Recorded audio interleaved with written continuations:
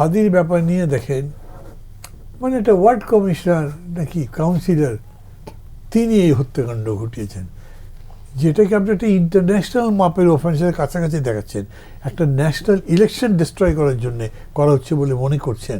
এমন একজনের কথা বলা যে কেউ বিশ্বাস করছেন এই কথাটা। দেশ কি ভালো নির্বাচনের পথে কিনা? ভালো নির্বাচনের পথে এরকম করে বলবার মতো কোনো কিছু হয়নি। আমরা যেরকম আশা করেছিলাম তার কাছেও যাচ্ছে না, বরঞ্চ প্রশ্নবিদ্ধই হচ্ছে বেশি। এই যে ধরেন গতকাল নাকি পরশু দিন দেখলাম দুটো, তারপর আরও একটা, তিনটা দল বিভিন্ন অভিযোগের কথা বলল। এরকম অভিযোগের কথা কিন্তু আগেও বলেছে, সরকার পক্ষপাতিত্ব করছে, একটি দলের প্রতি বিশেষ সুবিধা দেওয়া হচ্ছে, ঘটনা টটনা তুলে ধরছে। এগুলোর ব্যাপারে সরকারি কোনো ব্যাখ্যা নেই। তারা যে সবই সত্যি কথা বলছে নাও হতে পারে, বা তাদের সব অভিযোগ যে আমলে নিতে হবে তাও না, কিন্তু সরকার তো আমলে নেবে, পাবলিক আমলে নেয় কিনা সেটা তো তাদের ব্যাপার। এবং আপনি যে প্রশ্ন শুরু করেছিলেন, এই যে স্বেচ্ছাসেবক দলের এই যুবকটি, মানে আমি একটা পেপারে স্পেকুলেশন দেখলাম যে তারা বলছে যে হাদি হত্যার পরে এটা কি আর একটা সিরিয়াল নাকি, নির্বাচন বানচাল করবার জন্য, পরিস্থিতি তৈরি করবার জন্য, এরকম কিনা। এবং কি অবাক ব্যাপার জানেন, গতকাল এবং আজকে মিলে দুটো প্রশ্ন আমি শুনেছি, ভাই নির্বাচন কি হবে?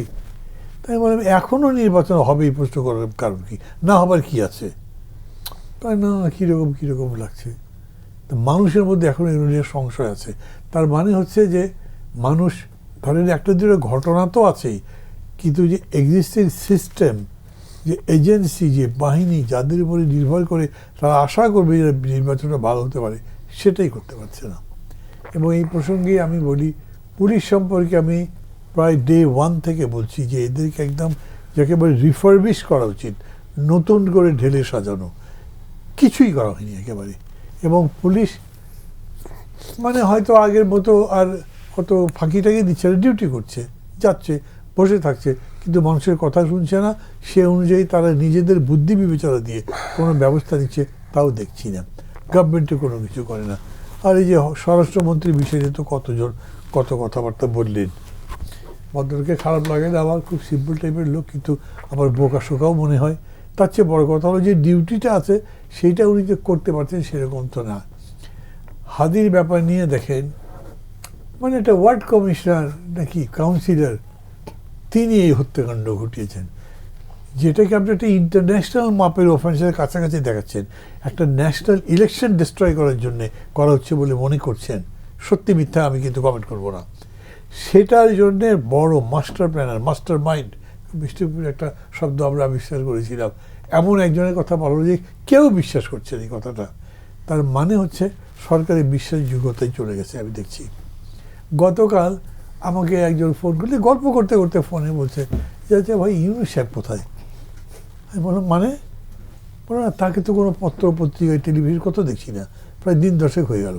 এবং আমার হঠাৎ খেয়াল হলো 10 দিন নাকি 7 দিন তো আমি গণে দেখি নাই, কিন্তু এটা ঠিক যে ওনাকে ওরকম করে দেখা যাচ্ছে না। আজকে বোধহয় তাকে ছবিতে দেখলাম, আন্তর্জাতিক ইয়ের সাথে কথা বলছেন।